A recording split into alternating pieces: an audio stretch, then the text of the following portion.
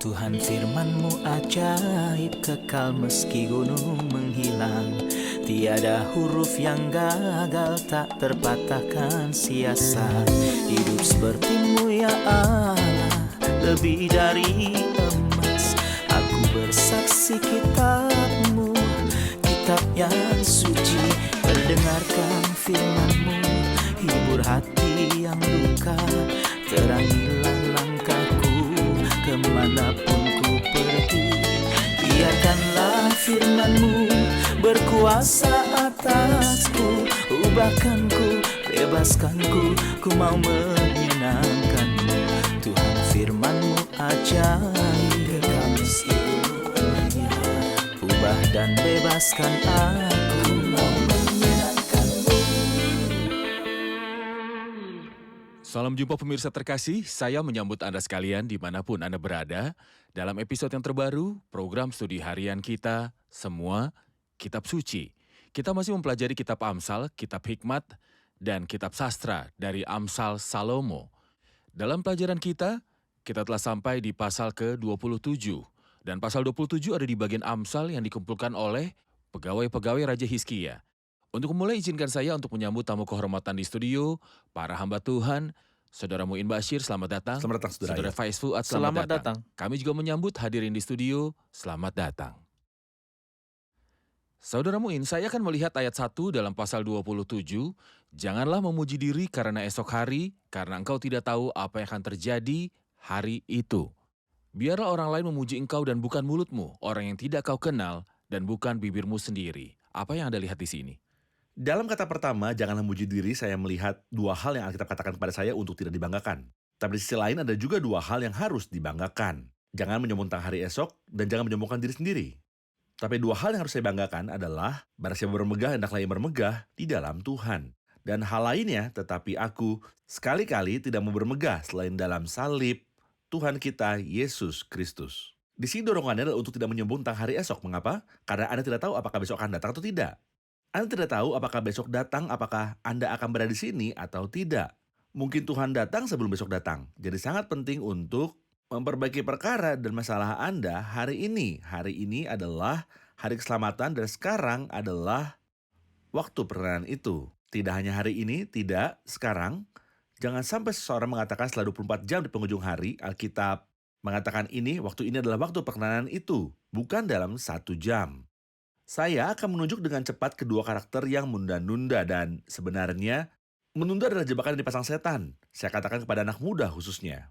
Dan juga ada patah bahasa Inggris bahwa penundaan adalah pencuri waktu. Itu mencuri waktu dari Anda. Dua karakter yang saya tunjukkan dengan cepat adalah Firaun ketika Tuhan mengutus Musa kepadanya. Dan kemudian ketika keadaan semakin genting baginya, dia berkata kepada Musa, berdoalah untukku. Musa bertanya kepadanya dan berkata, kapan? Saya berharap dia akan beritahu Musa sekarang, tapi dia malah berkata kepadanya besok. Dia menunda sampai besok. Besok putra sulungnya diambil, dan besok tidak ada yang datang untuknya, dan putranya mati. Kata kedua adalah Felix, gubernur dalam kitab Kisah Para Rasul, yang mendengar Rasul Paulus berbicara tentang kebenaran dan penguasaan diri, serta penghakiman yang akan datang. Apa yang terjadi padanya? Dia takut, saya membayangkan, atau saya berharap dia akan melakukan ini, menyelamatkan dirinya, sujud dan berlutut di hadapan Tuhan sambil berkata, tolonglah aku Paulus, apa yang harus kulakukan? Tapi dia memberitahu bukan besok, tapi menundanya sampai lusa. Apabila ada kesempatan baik. Dia menundanya hingga lusa, dan ketika lusa tiba, dia diganti dan mereka membawa orang lain. Jadi, menunda itu berbahaya untuk orang yang jauh dari Tuhan. Kembalilah kepada Tuhan sekarang, dan saya juga berkata kepada orang percaya yang telah ditugaskan Tuhan dengan sebuah pesan. Jangan malas, seperti yang telah kita dengar di episode sebelumnya, tapi dengan cepat pergunakanlah waktu yang ada, karena hari-hari ini adalah jahat. Ayat pertama dijelaskan dalam surat Yakobus, Iya. pasal 4 ayat 13. Jadi dia berbicara tentang orang-orang yang berkata, kami akan berangkat besok, hari ini atau besok, ke tempat ini dan itu, atau kota-kota ini dan itu. Kami akan berdagang dan mendapat untung dan akan bekerja. Jadi ia memberitahu mereka kata-kata yang sangat manis. Jadi sekarang, hai kamu yang berkata, hari ini atau besok kami berangkat ke kota Anu, dan di sana kami akan tinggal setahun dan berdagang serta mendapat untung. Perhatikan bahwa orang-orang yang berjalan dengan kehendak mereka sendiri. Mereka terlalu percaya diri dan membayangkan hal-hal itu ada dalam kendali mereka. Dan bahwa waktu mereka ada di tangan mereka, mereka tidak berkata seperti pemazmur. Waktuku atau masa hidupku ada dalam tanganmu. Mereka berkata hari ini atau besok kita akan pergi. Mereka yang menentukan waktunya. Dan mereka menetapkan tempatnya. Kami akan pergi ke kota ini atau itu. Dan mereka menentukan waktu yang akan mereka habiskan di kota. Tinggal 1 tahun di sana. Mereka menentukan pekerjaan yang dilakukan, berdagang dan menentukan hasilnya serta mendapat untung. Siapa yang memberitahumu bahwa kamu akan melakukan semua ini, sedang kamu tidak tahu apa yang akan terjadi besok? Apakah arti hidupmu? Hidupmu itu sama seperti uap yang sebentar saja kelihatan lalu lenyap. Sebenarnya kamu harus berkata, jika Tuhan menghendakinya, kami akan hidup dan berbuat ini dan itu. Dan jujur, ayat ini saya percaya kita memakainya keluar dari arti yang benar. Jika Tuhan menghendakinya, kami akan hidup. Jadi orang membayangkan bahwa ketika kita mengatakan ini, itu berarti saya akan melakukan hal ini. Dengan satu syarat hanya jika saya masih hidup, tetapi itu membawa dua syarat. Saya akan melakukan hal ini dalam dua kasus. Kasus pertama, jika ini adalah kehendak Tuhan. Jika Tuhan menghendakinya, jika ini kehendaknya. Dan kasus kedua, jika saya masih hidup dan mungkin saja saya tidak masih hidup. Tetapi sekarang kamu memegahkan diri dalam congkakmu dan semua kemegahan yang demikian adalah salah. Janganlah memuji diri karena esok hari, karena engkau tidak tahu apa yang akan terjadi hari itu. Jadi jika seorang tahu bagaimana ia harus berbuat baik, melakukan kehendak Allah sekarang, tetapi ia tidak melakukannya, ia berdosa. Benar, walau bagian dari surat Yakobus, kelompok ini yang mengatakan kami akan pergi dan kami akan berdagang dan mendapat untung dan kami akan kembali. Dalam pembicaraan mereka, semua kondisi dan aturan pengambilan keputusan terpenuhi. Seperti diajarkan ilmu manajemen dengan tujuan SMART. Bagaimana menentukan tujuan serta mengatur waktu dan bagaimana mengukurnya dan apa yang akan dia lakukan dan kembali. Inilah yang dilakukan orang kaya yang bodoh Benar, itu, benar. Tetapi menjadi terpisah dari Tuhan, ini adalah kegagalan. melakukan kehendak sendiri. Kita rehat sejenak dan kembali untuk melanjutkan studi kita di pasal ini. Pemirsa terkasih, kami akan segera kembali setelah rehat. Salah satu hamba Tuhan mengatakan, saya selalu keluar setelah kebaktian dan khotbah saya dengan dipuji-puji. Saya hampir meledak karena pujian dan sanjungan yang saya dengar dari orang-orang di sekitar. Tetapi begitu saya duduk di mobil bersama istri saya, dan dia mengatakan yang sebenarnya, seakan dengan jarum dia menusuk balon udara berisi sanjungan yang saya terima. Jadi dia membawa saya kembali ke ukuran saya yang sebenarnya. Saya yakin dia benar. Sangat menyenangkan memiliki teman yang memberitahu kekurangan dan kesalahan Anda untuk membangun dan membantu Anda dalam hidup supaya Anda menjadi terus lebih baik. Berkuasa atasku, ubahkanku, bebaskanku, ku mau menyenangkanmu. Tuhan firman-Mu ajaib, kekal seluruhnya. Ubah dan bebaskan aku, mau menyenangkanmu. Kami telah kembali pemirsa terkasih untuk melanjutkan studi kita di pasal 27 dari kitab Amsal. Dr. Fayez dalam ayat 2, biarlah orang lain memuji engkau dan bukan mulutmu. Orang yang tidak kau kenal dan bukan bibirmu sendiri. Apa maksudnya? Maksudnya dengan kata lain yang dikatakan dalam Alkitab, sebab bukan orang yang memuji diri yang tahan uji, melainkan orang yang dipuji Tuhan. Itu berarti ketika saya mengatakan saya baik, dan saya memiliki hati yang murni, saya milik Tuhan, saya melayani, saya baik, dan tidak melakukan kesalahan, ini pembicaraan yang akan dikatakan orang tentang diri sendiri. Tapi apa yang penting adalah apa yang orang lain katakan. Dan yang paling penting adalah yang Tuhan pikirkan tentang saya. Itulah sebabnya bagian ini membawa saya untuk sesuatu yang indah yang Rasul Paulus katakan dalam 2 Korintus 4. Ia mengatakan tentang dirinya dan orang-orang yang melayani bersamanya, tetapi kami menolak segala perbuatan tersembunyi yang memalukan. Kami tidak berlaku licik dan tidak memalsukan firman Allah. Sebaliknya kami menyatakan kebenaran dan dengan demikian kami menyerahkan diri kami untuk dipertimbangkan oleh semua orang di hadapan Allah. Ini berarti bahwa ia tidak menipu firman Tuhan. Ia berperilaku benar dan apa yang ia lakukan selaras dengan apa yang ia ajarkan. Sampai-sampai semua orang yang mengawasi kehidupannya dan hidup bersama dia berkata, sejujurnya orang ini antara kita dan Tuhan, bahkan jika mereka membenci dia, mereka mungkin tidak ingin melihat dia. Tetapi dalam hati nuraninya di hadapan Allah, mereka berkata, sejujurnya ia adalah orang yang baik. Tidak ada yang salah keluar darinya. Ia seorang yang sangat baik. Jadi orang-orang memuji dia, bahkan jika mereka tidak sepakat dengannya. Benar. Dan inilah hal indah yang kita tidak ingin banggakan mengenai bersaksi tentang diri kita sendiri. Biarlah orang lain dan perbuatan kita bersaksi tentang kita, dan biarlah Tuhan menjadi orang yang tersenyum melihat wajah kita. Dan biarlah dia memberitahu kita dan berkata, baik sekali perbuatanmu itu, hai hamba yang baik dan setia. Saya ingat sebuah karakter yaitu Musa ketika ia turun dari gunung. Ya, Setelah ia duduk di hadapan Tuhan selama 40 hari, ia tidak sempat memikirkan wajahnya yang bersinar meskipun wajahnya bersinar. tetapi orang lainlah yang melihat ini di dalamnya. Benar. Hadirin pasti punya pertanyaan. Kita akan mendatangi hadirin untuk menerima pertanyaan. Ada sebuah pertanyaan dalam ayat 6, seorang kawan memukul dengan maksud baik, tetapi seorang lawan mencium secara berlimpah-limpah. Tentu saja bagaimana mereka melukai dan secara bersamaan mereka itu saling setia sebagai Ya, teman. perkataannya tidak bersesuaian. Bagaimana mereka bisa melukai seorang teman? Jika dia seorang teman, mengapa dia melukainya? Ketika dia adalah saudaraku dan dia mengasihiku dan dia melihat sesuatu yang salah dalam diriku dan sebaliknya dari sisiku, jadi saya ingin membahas masalah dalam dirinya ini. Itu mungkin sedikit menyakitinya, itu mungkin membuatnya sedikit sedih. Tapi nanti itu demi kebaikannya. Saya ingat Paulus dan Petrus dalam surat kepada jemaat Galatia, ketika ia melihat Petrus disalahkan, ia tidak menepuk-nepuk pundaknya atau membiarkannya karena orang-orang sedang duduk. Tapi ia sedikit menyakitinya dengan kata-katanya dan ia berkata kepadanya apa yang kamu lakukan itu salah.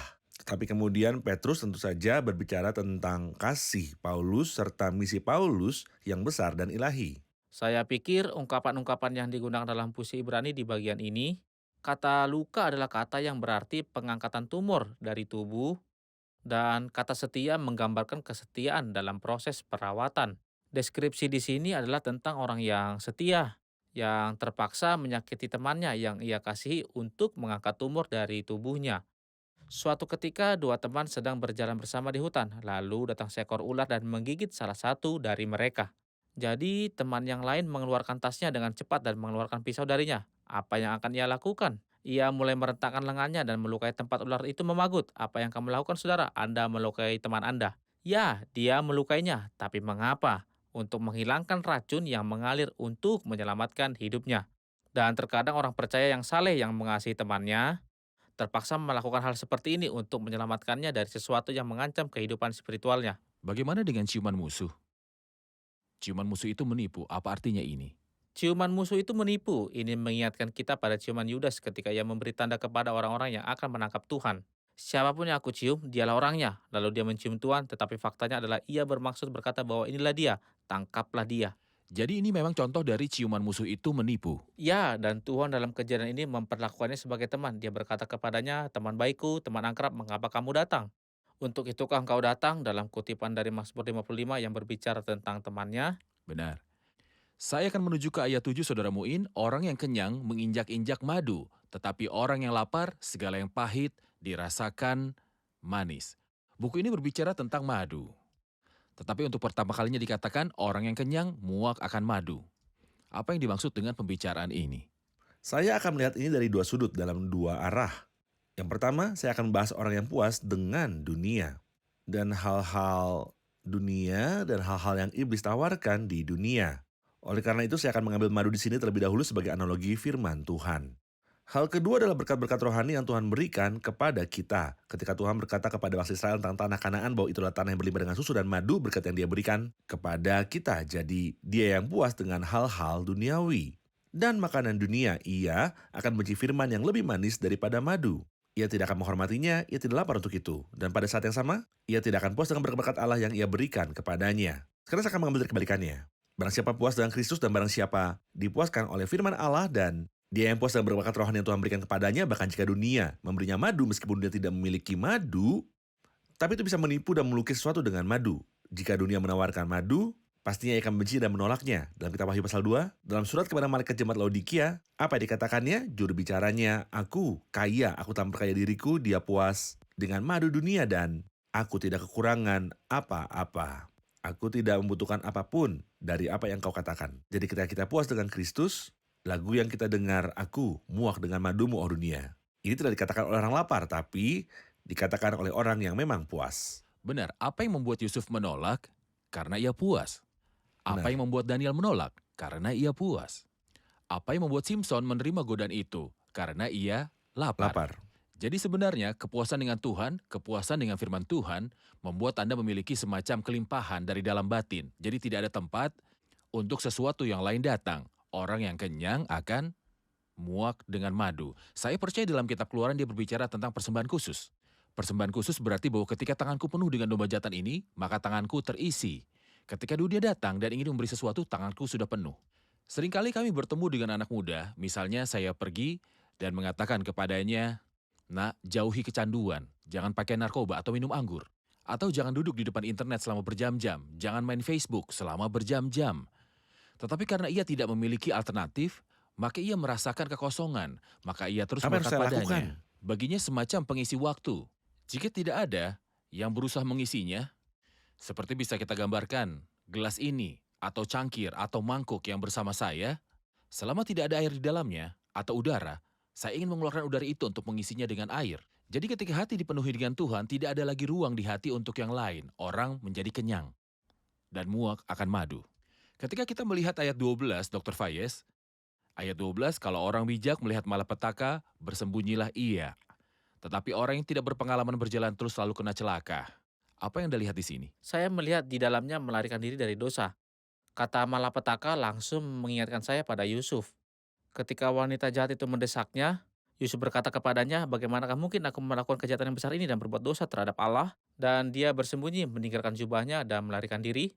Jadi dia menghindar jatuh ke dalam masalah. Tetapi orang-orang bodoh yang mengikuti panggilan wanita asing berzina, saya percaya ia akan menimbulkan masalah bagi dirinya. Tetapi ayat yang orang bijak katakan dalam kitab Pengkhotbah 12, ingatlah akan penciptamu Pada pada masa masa mudamu. mudamu sebelum tiba hari-hari yang malang. Aku melihat di dalamnya masa kasih karunia yang berakhir dan pintu kasih karunia ditutup. Dan pintu akan ditutup dan gereja akan diangkat. Seperti dalam perumpamaan gadis bijaksana dan gadis bodoh mempelai laki-laki datang. Dan mereka yang sudah siap masuk bersamanya dan pintu ditutup dan orang-orang bodoh mengetuk. Tetapi sudah terlambat, pintu ditutup, hari-hari jahat datang, kemarahan murni akan dicurahkan, kesempatan terlewatkan. Benar. Saudara Muin, dalam ayat 14, siapa pagi-pagi sekali memberi selamat dengan suara nyaring, hal itu akan dianggap baginya sebagai kutukan baginya. Jadi ketika saya datang di pagi hari dan memberitahu Anda, selamat pagi saudara Muin, Tuhan memberkati Anda dengan suara nyaring. Di sini dikatakan itu akan dihitung kutuk baginya. Nah, selamat pagi itu bagus. Saya perlu mendengarnya dari Anda. Jadi berkata tidak buruk itu diperlukan, tapi masalahnya adalah bagaimana dia melakukannya dan kapan dia melakukannya. Pertama, dia melakukannya pagi-pagi sekali. Ya ampun, orang sedang tidur. Dan Anda tahu untuk mengatakan pada saya, omong-omong saya melihat di dalamnya ada sedikit sanjungan. Pria itu belum meninggalkan tempat tidur dan dia datang untuk memujinya, memuji karya-karyanya. Dia belum bergerak, dia belum mencuci mukanya. Ada sesuatu di baliknya pasti berupa kejahatan dan tipu daya karena ada sesuatu di baliknya, dan hal kedua juga ia berkata dengan suara nyaring seolah ia berdiri di dekat jendela dan mulai berteriak dan memuji pria ini. Dia menimbulkan gangguan pada orang itu dan dia juga mengganggu orang lain. Jadi ini bukan berkat tetapi konsekuensinya seolah-olah dia membenturkan sesuatu ke dinding dan memantul kembali untuk mengenainya. Temannya sendiri terganggu dan karena saya terganggu dan saya tidak bahagia, seolah dia mengutuk saya bukan memberkati saya. Dia juga memberkatinya. Bukan hanya karena ini, tetapi pria itu bahkan tidak bangun untuk Untuk apa Anda melakukan apapun dalam memberkatinya? hidupnya. Untuk apa memberkatinya? Biarkan dia bangun dan pergi bekerja dan melakukan apa saja. Jadi di sini tidak hanya sanjungan dan gangguan di dalamnya, tetapi ada juga kebohongan dan kemunafikan. Jadi dia mengarang sesuatu yang tidak ada. Jadi tidak hanya berkat tetapi juga pujian. Jadi dia memujinya sejak awal hari. Sudahkah Anda melihat karya-karyanya yang bisa dipuji? Sejenis sanjungan dan kemunafikan. Persahabatan dan kasih, Alkitab berkata, marilah kita mengasihi bukan dengan perkataan atau dengan lidah, tapi ketika kita melakukan sesuatu bukan untuk menyenangkannya, tetapi untuk membuat sesuatu untuk menyenangkan Tuhan di hadapan orang-orang. Kita rehat sejenak dan kembali untuk menjawab pertanyaan hadirin. Pemirsa terkasih, kami akan kembali setelah rehat. Ubahkanku, bebaskanku, ku mau menyenangkanmu. Tuhan firman-Mu ajaib, kami seluruhnya. Ubah dan bebaskan aku, mau menyenangkanmu. Kami telah kembali pemirsa terkasih untuk menjawab pertanyaan hadirin di studio. Saya ingin klarifikasi untuk ayat 17. Besi menajamkan besi, orang menajamkan sesamanya. Saya melihat bahwa ayat ini berbicara tentang pengaruh persahabatan. Pengaruh teman-teman saya pada saya, biarkan saya menjelaskannya dengan ayat lain. Siapa bergaul dengan orang bijak menjadi bijak, tetapi siapa berteman dengan orang bebal menjadi malang. Jika saya berjalan dengan orang-orang bijak, saya akan secara spontan dipengaruhi oleh mereka, dan saya akan menjadi bijak seperti mereka. Dan jika saya berjalan dengan orang-orang bodoh, mereka juga akan mempengaruhi saya secara negatif. Jadi di sini ia berkata, besi menajamkan besi, orang menajamkan sesamanya. Beritahu siapa teman Anda dan saya akan beritahu siapa Anda. Benar, Beritahu dengan siapa Anda berjalan, saya akan beritahu yang Anda sedang lakukan. benar. Ya, Sesuatu yang lain, Silakan. saudara, ayat bahwa jika kita memiliki 2 potong besi dan salah satunya memiliki karat di atasnya, jika kita membawa kedua potongan besi dan kita menggosoknya satu dengan lainnya, karatnya pasti akan dibersihkan sedikit. Saya dapat menerapkan ini kadang-kadang Karena kemalasan atau karena kecenderungan atau karena banyaknya madu yang kita bicarakan. Beberapa waktu lalu, sejumlah karat datang kepada saya sebagai orang percaya, kemudian seorang saudara terkasih seperti Anda dan seperti saudara Fayez datang dan duduk bersama saya dengan persekutuan dan memiliki teman dan memiliki hubungan dengan firman Tuhan. Sebagian karat akan dihilangkan dari saya, kemalasan yang ada pada saya, dan wajah saya akan mulai bersinar lagi. Benar, benar. Ada sebuah ayat yang tidak ingin saya lewati dalam ayat 22, sekalipun engkau menumbuk orang bodoh dalam lesung, dengan alu bersama-sama gandum, kebodohannya tidak akan lenyap daripadanya. Apa yang ditunjukkan hal ini dalam diri manusia? Ini menunjukkan kita banyak sekali kejahatan. Dia tidak punya cangkang dari luar, sehingga ketika Anda menggilingnya, cangkang itu akan Ini melejit keluar. manusianya? Manusia berdosa. Nah, bukankah manusia terlahir tidak bersalah? Bukankah orang dilahirkan baik dan beroleh kejahatan dari lingkungan sekitarnya? Tidak, faktanya orang-orang mengatakan demikian, tetapi apa yang Alkitab katakan? Kata-kata yang dikatakan Nabi Daud dalam dosa aku di kandung ibuku, itu berarti ia dilahirkan sebagai segumpal dosa. Jika saya masukkannya ke dalam lesung tembaga atau besi, dan aku sekaligus menaruh biji-biji yang keras dan saya menggerus semuanya, si bebal akan tetap sebagaimana adanya dia. Alkitab berkata, dapatkah orang Ethiopia mengganti kulitnya? Jadi jika ada seorang Ethiopia, seorang berkulit hitam, dan Anda menghilangkan kulitnya, dengan jadi hitam dari dalam, juga seterusnya. Dapatkah orang Ethiopia mengganti kulitnya atau macan tutul mengubah belangnya? Mustahil. Siapa yang mendatangkan yang tahir dari yang najis? Tak seorang Siapa yang pun. menjadikanku seorang bijak dari seorang bebal? Tidak seorang pun. Tidak mungkin terjadi. Tapi siapa yang bisa berubah jika ia datang kepada Kristus dan mengakui kebodohannya dan apa yang ada dalam dirinya? Tuhan dapat menciptakan di dalam dirinya seorang pribadi baru. Saya merasa ada penjelasannya. Menurut kebenaran, kamu harus dilahirkan kembali. Nikodemus berkata, jadi haruskah aku dilahirkan kembali? Dia memberitahunya itu akan menjadi sama. Apa yang lahir dari daging adalah daging, tetapi kelahiran kedua adalah suatu keharusan untuk berubah dan memiliki sifat baru. Benar, jadi jika seseorang jatuh ke dalam sumur tar, saya tidak tahu akan sehitam ini, dan dia keluar, dan kemudian dia masuk kembali. Jika dia masuk 100 kali, dia akan keluar sama, jadi gudang manusia, entitas manusia. Bahwa manusia dilahirkan dari Adam, dan entitas ini rusak. Jadi jika dia dilahirkan sekali, 2 kali, 3 kali, itu rusak. Kamu harus dilahirkan lagi dari atas, kelahiran baru, kelahiran dari atas. Ini adalah sumber kelahiran baru. Kami telah menyelesaikan episode ini dan kami akan mengambil komentar dari hadirin jika bersedia. Silakan. Itu sangat berarti bagi saya ayat terakhir yang sedang kita diskusikan. Ayat 22, sekalipun kau menumbuk orang bodoh dalam lesung, dengan alu bersama-sama gandum, kebodohannya tidak akan lenyap daripadanya. Ini sangat berarti bagi saya bahwa manusia itu korup dan solusinya adalah kelahiran dari Allah. Benar. Setiap kali ada upaya reformasi, kebodohan ada di dalam entitas manusia dan dia harus dilahirkan kembali.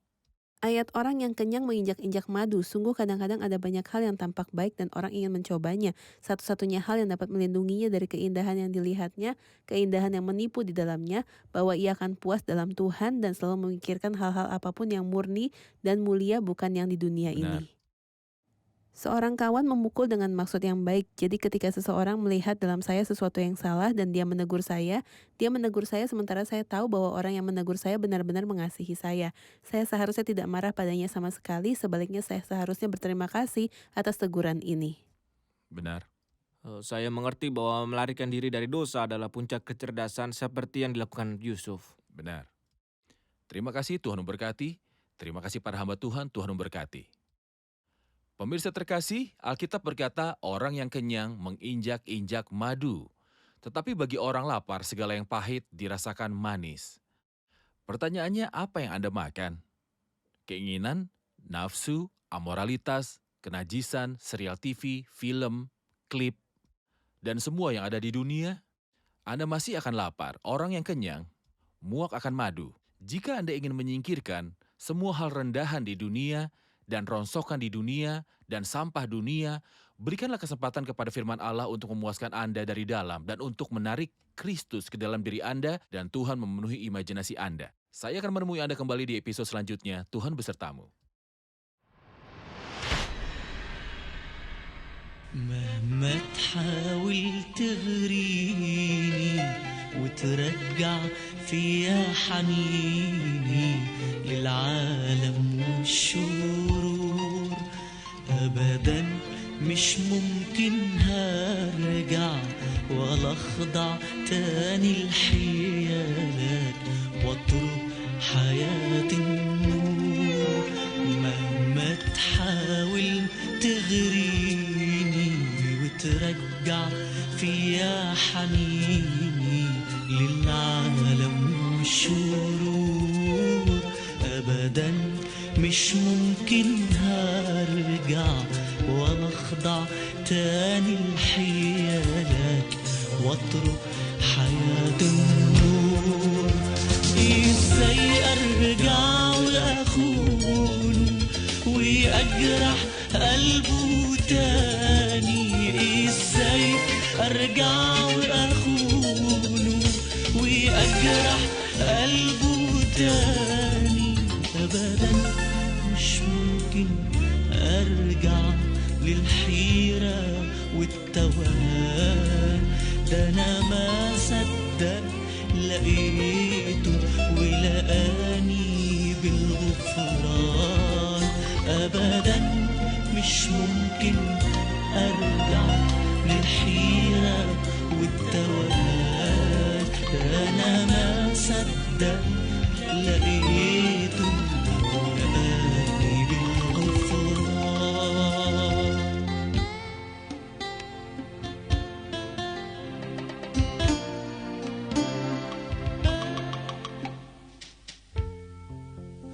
مش خوف من الجحيم ولا طمع في النعيم. أعبد رب الحبيب لكن بحبه لشخصه ولا يمكن أنسى جمايله. ده فداني على الصليب. مش خوف من الجحيم ولا طمع في النعيم. أعبد رب الحبيب لكن بحبه لشخصه ولا يمكن أنسى جمايله. ده فداني على الصليب. إزاي أرجع وأخونه وأجرح قلبه تاني؟ إزاي أرجع وأخونه وأجرح قلبه تاني؟ أبدا مش ممكن أرجع للحيرة والتوهان. ده أنا ما صدق لقيته ولقاني بالغفران. أبدا مش ممكن أرجع للحيرة والتوهان. ده أنا ما صدقت لقيته ولقاني بالغفران.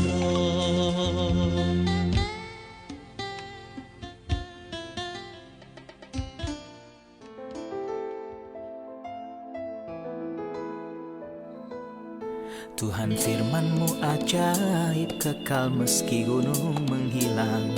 Tiada huruf yang gagal, tak terpatahkan siasat.